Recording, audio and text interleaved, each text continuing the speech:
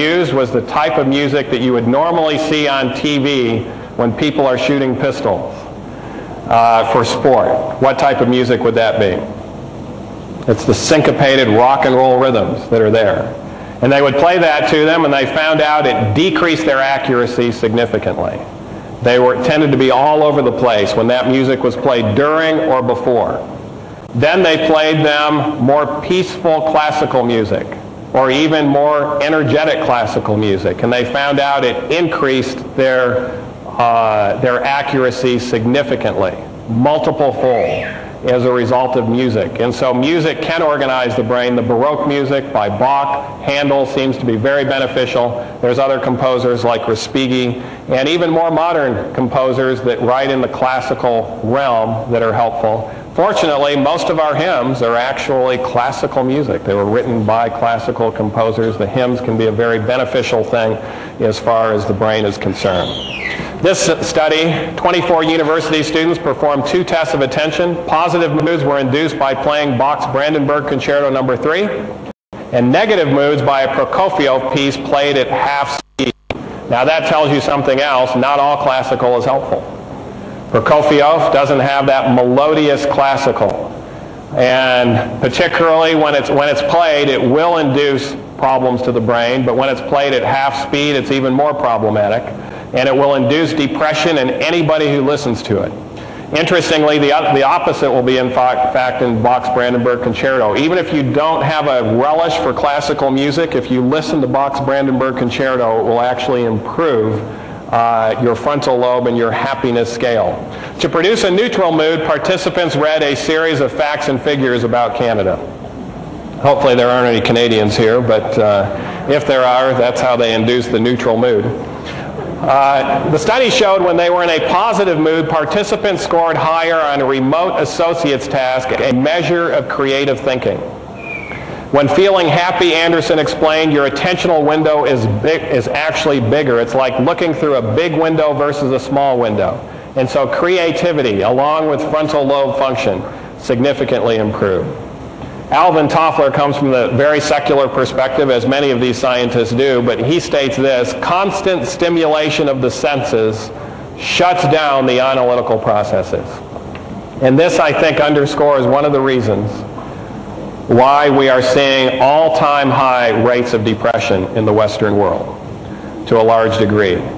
We have more fun things to do than ever before in human history, and if these fun things prevented or treated depression, what should we see? We should see the lowest rates of depression ever recorded in human history, but yet we have higher rates. And part of those higher rates is a lot of the entertainment and fun things, including the music, video games, other forms of entertainment, actually suppress the analytical processes. As Alvin Toffler says, constant stimulation of the senses shuts down the analytical processes and ultimately shuts down the ability to face life rationally. What will happen, he says, this leads to escape techniques that involve withdrawal, apathy, and rejection of disciplined thinking when faced with difficult duties and decisions. And what sets it all off? It's that constant stimulation. So you not only have the syncopated rock and roll music, you have the sensual images on the screen, moving in rapid succession. We call it MTV, showing a very profound effect in regards to reducing frontal lobe function and a profound adverse effect in regards to IQ as well. Well, the brain is a lot like a muscle. If we don't use it, what's going to happen? We're going to lose it. And so we actually need to use our analytical portions of our brain to preserve as well as to expand our intelligence. There's a book written called Education by the pen of Ellen White. Secretary of Education in California recently said it's far ahead of its time, and if the state of California would apply these principles to their educational system, they would lead the world in education. No doubt, a lot of the statements that she has made have been now shown to be true in educational studies. But in the middle of this book, she says, as a means of intellectual training, the Bible is more effective than any other book or all other books combined. This is why the complete AYC experience can actually enhance your IQ. because we are studying the Bible. She says the greatness of its themes, the dignified simplicity of its utterances, the beauty of its imagery quicken and uplift the thoughts as nothing else can. No other study can impart such mental power as does the effort to grasp the stupendous truths of Revelation. The mind thus brought in contact with the thoughts of the infinite cannot but expand and strengthen. And so I ask you, this is not a comprehensive lecture on improving your IQ. I'm reaching the highlights. But if you want to get a more comprehensive presentation, I would encourage you to do what T. Colin Campbell recommends. He's the author of the China Study, professor at Cornell University in nutritional biochemistry, one of the most well thought of researchers in America. And recently, not a few years ago, he was interviewed on February 24, 2005. He's not really a Christian per se, but a member of our faith, and someone showed him, actually he picked up himself, I believe, or someone showed him some of the multiple books written by Ellen White.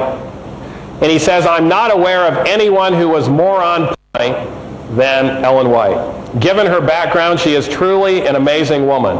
I am convinced that almost 100% of her statements are now substantially supported by the scientific evidence that has been developed during the past 2 to 3 decades. And then he went on. What I've come to realize, to even deeply worry about, is why it is that this message of Ellen White and others has been so mislaid on shelves out of sight. It is abundantly clear to me that now is the time to bring this forward in whatever way that each of us are able to do. So I ask you here this afternoon, do you want to be more intelligent? Do you want to be more analytical? Do you want to make better decisions? Do you want to have a greater capacity to empathize with others? That's also very much connected with the frontal lobe of the brain. Do you want to have better discernment? Do you want to have a greater ability to see into the future, to reason from cause to effect? Do you want to have a greater ability to overcome an addiction? That also requires an intact frontal lobe. Do you want to have a greater power to follow your conscience? And finally, do you want to be more open to understanding and doing the will of God? If you answer yes to any of these questions, I would encourage you to review your life habits and what you do on a daily basis and see what you can do to change your lifestyle to optimize your brain function, particularly the frontal lobe of your brain. Your life is in front of you, and your success and happiness in this life is directly dependent upon your ability to make those positive changes that can also help the Holy Spirit influence you to a greater degree.